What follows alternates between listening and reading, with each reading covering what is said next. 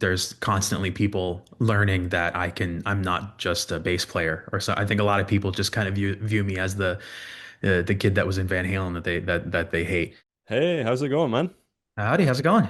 Good, it's good. Thanks for asking. Thank you so much for making the time today. And I know tour Likewise, man. Don't worry about it. the tour starts like what, next week? So you probably got a Yeah, lot on the go. everybody's getting here today, and we start rehearsing tomorrow. See if we remember how to play, and we'll get ready for the tour. Obviously, you've played stages of all sizes, opening for Metallica, doing the Alter Bridge tour last year, Mhm. and now you're here going out on your second headlining North American tour, and the venues are getting bigger, and of course the audiences are getting bigger as well. And I think it's really cool that you have all these people city by city kind of showing up strictly to see you. And after all the hard work that you've put in, I'm sure that's pretty it's probably pretty gratifying. Absolutely. It's a crazy feeling to see everything start to grow, bit by bit. You come back somewhere and there's a little, even if there's two more people, it's like, hey, that's really cool. It's definitely you can feel, the last 5 years of work we've put in to just getting out there and it's really cool to see that reciprocated. You've changed the band name, you've removed your initials, you have this brand new album called The End. Is that title representative of this, maybe the end of the first period, or is it just thematically it made the most sense for I this? think thematically and that I think it touches on not only where the band is currently and where the band is going, but also on the subject material. It kind of was the perfect title because it related to almost every facet of what this album represented thematically and situationally for the band. So yeah, I thought it was initially, I think some people were put off, like, why is this third album called The End? That doesn't make any sense. But when you sit there and stare at it a little bit longer or listen through it and see that we're not Mammoth WVH anymore, it all starts to make sense. And it's the third time that you're working with Michael Basquiat, who Mhm. I think is known as Elvis more Yeah. commonly. I'd love to know A, why you picked him, B, how the relationship started, and then also how the working dynamic has sort of progressed since Mammoth 1. Yeah, I mean, at this point, I don't think I see myself working with anybody else. We just work so well together, and I think having that familiarity and comfortability is very important in such a vulnerable thing that is, artistic creation, especially when I'm the only guy. So having somebody I trust to help usher me through those bits of friction is really helpful. And more than anything, we just like love each other. We're just brothers, so we get along so well, and we're just really great friends on top of that. And we initially, I had met him through a friend in Seven Dust, John Connolly, when I played in Orlando with Van Halen in 2012. He was part of the group that came, and I got to meet him and meet everybody, and it was we hit it off. And then I ended up playing in Mark Tremonti's solo band for maybe a year or two on the bass. And I was there to record Cauterize and Dust, which were the second and third record, but we recorded it all at the same time.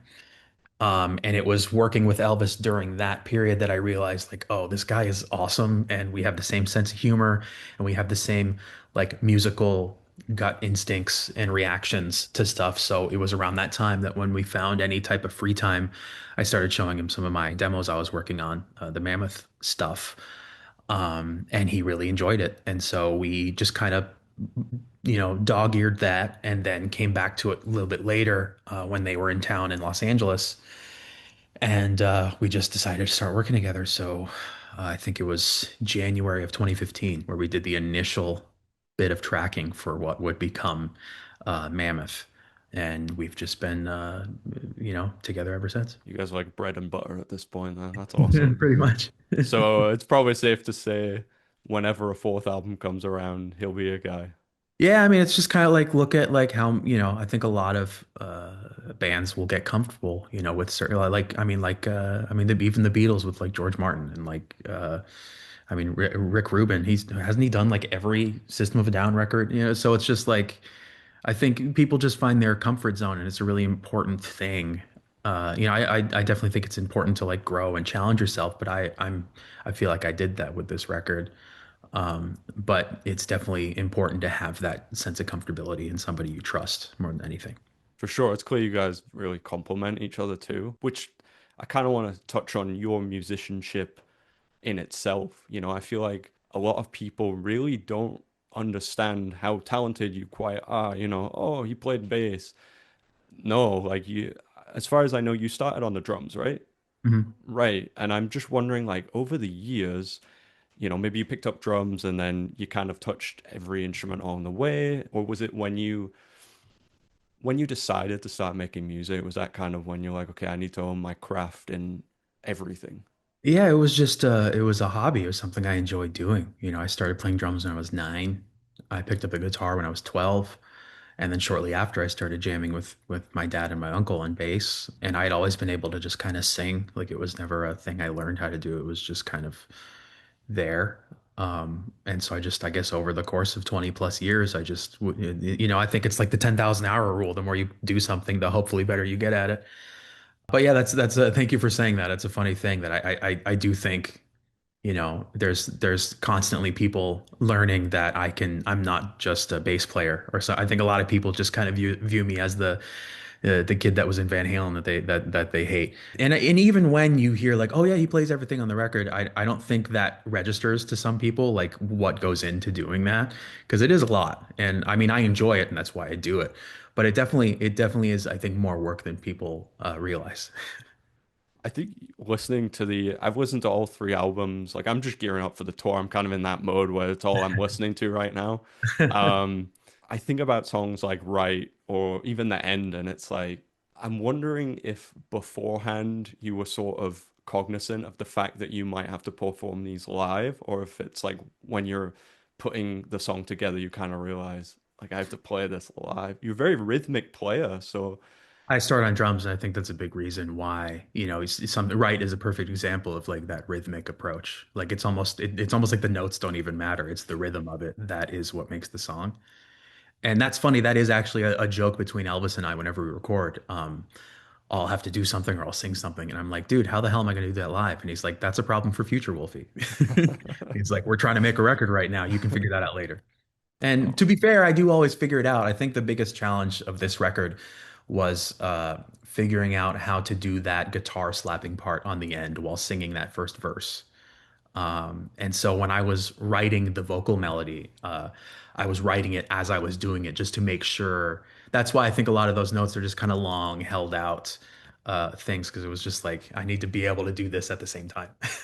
in the past couple of years, especially, there's been almost a sort of resurgence of the music video. There was so long where it just felt like it wasn't a thing. Yeah. And you have this video with all these incredible cameos. You know, you've got Slash Mouse Kennedy, icon of horror, Danny Trejo. Your mum is in the video, but then you have Robert Rodriguez directing it. You guys must have so much fun recording that. It was two 12-hour days. And the way Robert put it is that we basically did a 4 day shoot in 2 days. And it was a lot of work, but it didn't feel like it until we were done. Like we were all just having so much fun and it was just an intoxicating thing just to be able to witness both Robert and Greg like amidst their what they're best at, you know? So it was really cool just to be a part of it, and everybody was just so happy to work towards that ending of getting that video. And I think you can really see it. It was a lot of fun. I kind of feel like the narrative of this video carried into the next one. You know, your band members were eaten alive by monsters, and then you hire this new band, which is basically just you 4 times. And then we actually see that band playing in the next video. Funny how that worked out because initially they were for the spell and I really wanna they were supposed to be lyric videos, and that's a thing I don't really like. It's always like, hey, there's like the main video and then just a couple lyric videos for like the extra songs that you can download from Apple Music or Spotify or whatever. So I was like, hey, what if we just went up to the studio and we just recorded me playing it instead of a lyric video? It'd probably be more interesting to watch. And it was. It's crazy how much both of those videos on YouTube like blew up in comparison to any lyric video we've ever put out. So I think we'll probably just continue to do that, like have a main video or two, and then just film me playing through a couple of them. While you're speaking about the spell, I did see that that one actually hit #1 in the US on the rock charts, which is that's awesome. Congratulations. Thank you. Thank How you. how does it kind of feel when you get calls about those accolades? It's ridiculous, I think. I never you never expect it, you know. So it's just it takes you a second to kind of step back and realize that like, hey, you know, what we're doing is reaching an audience and people are you know, it's resonating with people, and that's a really cool feeling to see that like for it to go number one because enough people are wanting to listen to it. So that's a really it's a very cool feeling that you have to kind of take a second to step back and realize. I'm wondering if there's any huge sort of things you'd love to tackle in the next few years, whether that's like collaborating with specific songwriters or like a symphony, or maybe you want to explore out of the band and make a soundtrack or just something. Maybe you want to tour with your favorite band. Maybe you've already done that.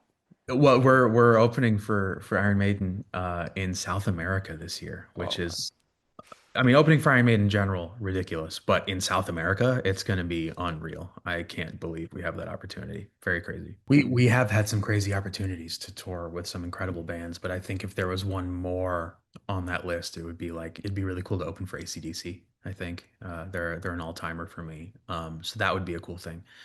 But when it comes to collaboration, I would really love the opportunity to collaborate with my new friend that we've since hit it off the last couple of years, Maynard from Tool, because we did the Rock and Roll Hall of Fame thing for Ozzy a couple of years back, and we've since kind of kept in touch. So I always thought it'd be fun to maybe collaborate on something with him. When did you find out about that, and what was your reaction when that came to be? Maynard was somebody I had resigned to never meeting because I was like, I love you too much to bother you type of situation. There are some people where it's just like like I've had the opportunity to be around Paul McCartney maybe 3 or 4 times, and I've never gone up to him because I'm like, I don't want to be the 52nd guy that day going, "Hey man, the Beatles is really cool." Like I just don't want to do that. So Maynard was one of those people to me. But then when my manager called me, he's like, "Dude, guess who's singing Crazy Train?" I was like, "No, there's no way. There's no way." He's like, "Yes, Maynard." Um, it was funny because it was like now I'm being forced to work with somebody that I was afraid to meet because I just didn't want to bother them because I liked them too much. But then sure enough, we hit it off, and that just kind of blew my mind. So yeah, that was pretty crazy. But other than that, you know, I'm really just happy to keep my head down and focus on building Mammoth and seeing where we can take it, you know, because to see where we've taken it from 2021 to now is a crazy thing to look back on. So I can't wait to see where we are 10 years from now, 5 years from now, you know, just where we could go. I'm excited to see. You're a busy guy. You put out albums like every 2 years now. You're always touring, it feels like. I'm wondering, when is the optimal time to be like writing and recording? Is that on the road? And if it's not on the road, what are you doing on your days off? Usually it depends on the tour. So considering we're about to do a headline tour with 90 plus minute sets, usually days off just consist of resting up for the next day. I just want to be at 100, 110%. But if we're opening, you know, like I think once we shift this tour into opening for Bush, I might have a bit more time on my hands, so I might think about writing. But considering how much touring we're doing this year, I'm sort of just keeping my mind on that. We kind of have it penciled in for next year around like Q2 to that we'll probably get back in the studio for the next one. So I think maybe by the end of the year, I'll start to shift my focus in my head to like being more open to creative thinking, so to speak. I think I have like 30 ideas that have just been on and off worked on. Because sometimes it's just like it's never really when you work on the idea, it's like whenever it's done. And I mean, even on this great recent album, the songs "Selfish" and "Something New" were ideas that have been around since the beginning, since Mammoth started. Wow. They just were never ready, and then I finally finished them, and then here they are. So I have a bunch of ideas like that, just kind of sitting there ready to be worked on. That had I not, if I don't come up with anything new, we have the album. I just need to finish what's there. But the funny thing is that we get so stoked to be back to recording that I'll probably end up writing another 10, 12 songs by the time we get back to the studio. So you always just kind of have this ball of ideas that you're ready to kind of pick from. Um, and but yeah, when it comes to I'm a very reclusive, shy dork. So I'm not too social. It's been really tough to be the lead singer of a band and to like be the person that everybody's looking at. That's not anything I would choose to be in, and that's pretty funny that I basically just did that with my job. So usually I'm on days off. I'm just like probably playing video games or just trying to sleep and just relax. What have you been playing recently? Oh man, I play everything, but right now I got about like 150 hours into Arc Raiders right now. Nice. I'm just ready to do the expedition and to wipe my character, if that makes sense to anybody who's listening to this right now. Yeah, so I'm just a dork. Like I got my Steam Deck and my Switch with me on tour, so I'm a dork. You know what? I want to hear you do video game soundtracks one day. That would be cool. That would be a good time. I'd be into that. Okay, last question for you, Wolf. I don't want to take up too much time, but I have to lead back into Canada. We're very grateful that you always make the time for us here. And I'm curious, whether it's with Mammoth or whether it was back in the day with Van Halen, if you have any fond memories of any Canadian cities, maybe you have some friends along the way, or I mean, I have some good buddies up in Toronto. My good friend Aaron from Intervals. He's one of my favorite guitar players out there right now. Aaron Marshall. But when it comes to a tour memory, I would say most recently when we played Montreal with Metallica was one of the best shows of that tour because y'all's stadium is indoors. So we were able to utilize like full lights instead of playing at like, in the daytime. So it really felt like a serious, crazy show, especially like with us opening on that crazy stage, but to have the lights was a really crazy feeling. So that ended up being one of the most fun shows of that tour. I saw Metallica 3 times on that tour. That show was my favorite, It was a good one. specifically because you guys opened it, and it, Yeah, the yeah. crowd was, the when you're opening for somebody like Metallica, the crowd can be, they're not there to see you. But that crowd was incredibly receptive, and that was a really special show. Well, I'm looking forward to seeing you again in Toronto, man. Good luck on the Yeah. tour, and thanks again for making the time. Yeah, likewise, man. Thank you so much. You take Take care. you too. See you soon.